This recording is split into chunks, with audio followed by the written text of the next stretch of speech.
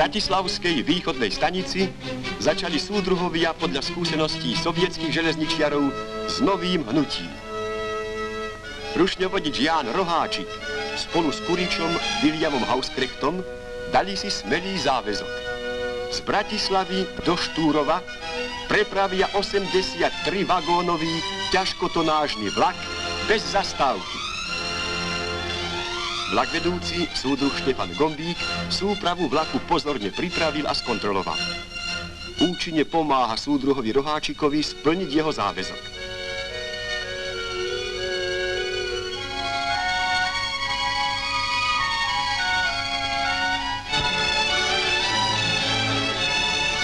Po posledných prípravách 2309-tonový ťažký vlak dáva sa pod vedením skúseného Jána Roháčika na cestu.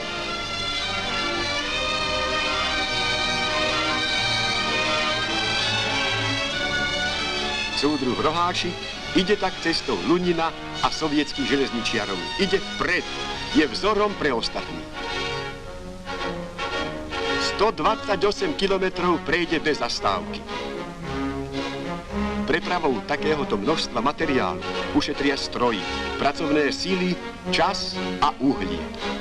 Zrýchlia a zhospodárnia prepravu.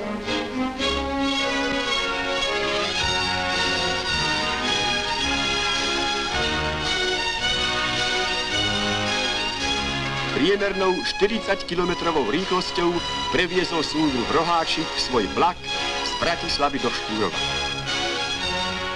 Pekný je výsledok jeho dobrej, svedomitej práce.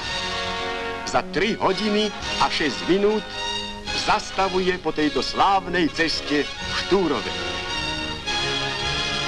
Jeho práca je príkladom pre všetkých našich železničiarov, ktorí si pred blížiacim sa 10. zjazdom komunistickej strany Slovenska dávajú smelé pracovné záväzky.